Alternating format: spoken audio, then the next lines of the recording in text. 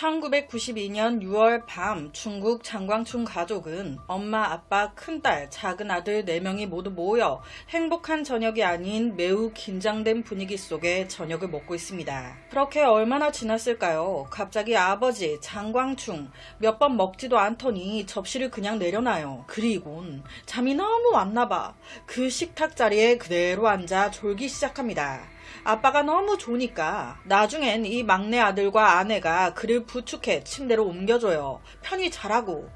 장광충은 침대에 눕자마자 큰 소리로 코를 드렁드렁 골면서 잠에 들었습니다. 특별할 거 없어 보이는 평범한 상황. 그런데요. 사실 이 상황, 이 가족에겐 매우 비정상적인 상황이었습니다. 이 가족은요, 이날 매우 드물게 정말 최고로 조용한 밤을 보냈습니다. 우선 이 아버지 장광충은 이때까지 한 번도 일찍 잔 적이 없는 남자였어요. 그것도 밥을 먹다가 졸아? 다정한 남자도 아니에요. 낮에 일하고 저녁에 들어와요. 와서 저녁밥 먹으면서 약주 한잔합니다. 그리고 술도 알딸딸하게 들어갔겠다. 만만한 아내, 자식들도 있겠다. 그때부터 아내는 말해 뭐예요. 가끔씩 자식들까지 때리는 거예요. 가정폭력. 그러니까 매일 저녁을 전쟁같이 보낸 집안이었던 겁니다. 막내 남동생과 엄마는 아무것도 모르고 있었어요. 아니, 자고 있는 아버지 장광충조차 전혀 생각도 못했겠죠. 이 모든 게 큰딸 장준의 계획이라는 걸. 남동생과 엄마는 그저 아빠가 피곤해 일찍 잠이 든 줄 알았습니다. 눕혀놓고 한숨 푹 돌리는데 그때 큰딸 장준이 얘기합니다. 엄마, 사실 엄마가 저녁 만들고 있을 때 내가 아버지 음식에 수면제 좀 탔어요. 여기서 더 놀라운 건 이 말을 들은 엄마. 왜 그랬어? 애가 미쳤나봐. 이러는 게 아닌 가만히 딸의 말을 듣고만 있었다는 겁니다. 오히려 긴 안도의 한숨을 내셨죠. 잘했다.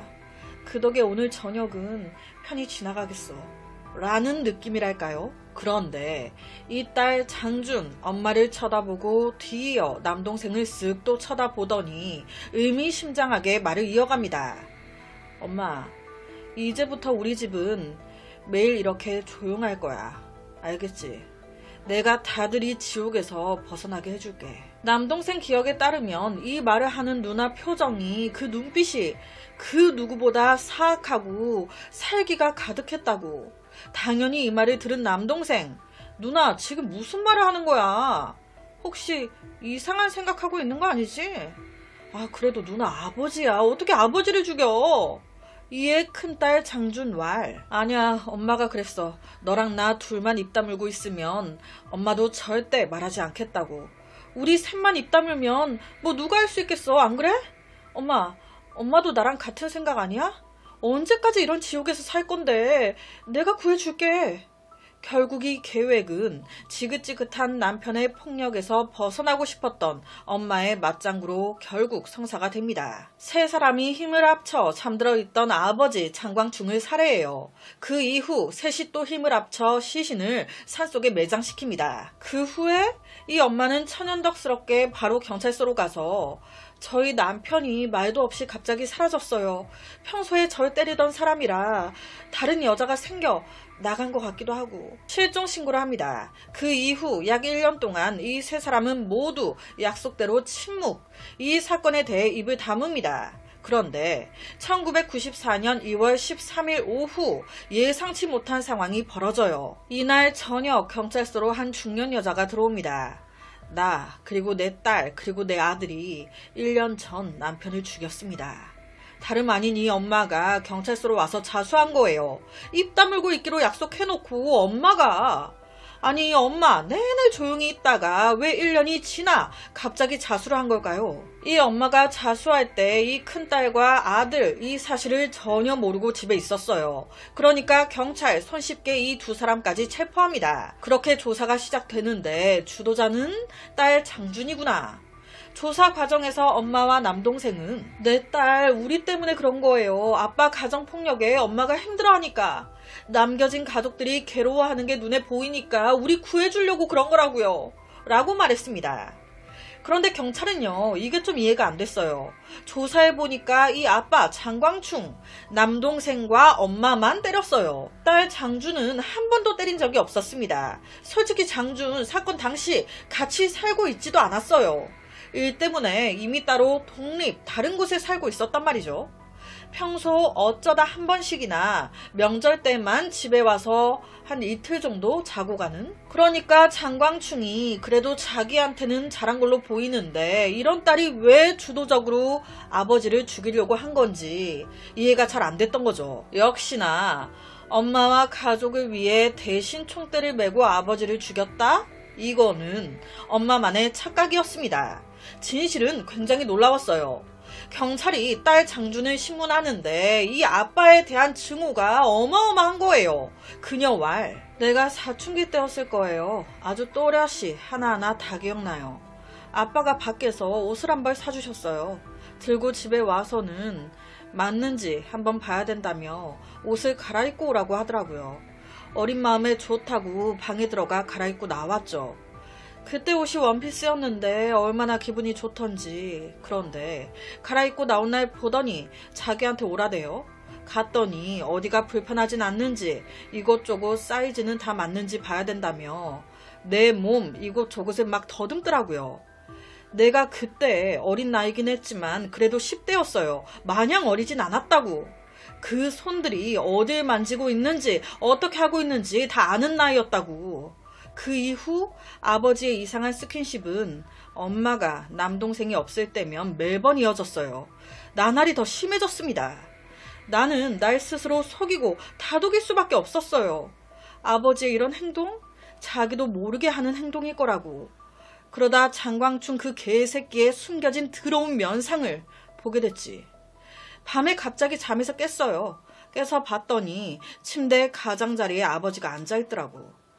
아빠는 내가 깨어난 걸 보더니 이불 안 덮고 자네? 감기 걸려 라면서 이불을 덮어주고 나갔어요. 그런데 난 분명히 느꼈거든. 이불 속으로 들어온 기분 나쁜 두 손을. 저요, 그날 한숨도 못 잤어요. 엄마한테 얘기하지 그랬냐 라고 생각하겠죠. 그런데 그때 엄마 또한 가정폭력에 시달리고 있었어요. 하루같이 아빠한테 얻어맞고 있는 엄마한테 나보다 더 어린 남동생한테 이런 얘기하면 이들이 뭐 어떻게 해줄 건데.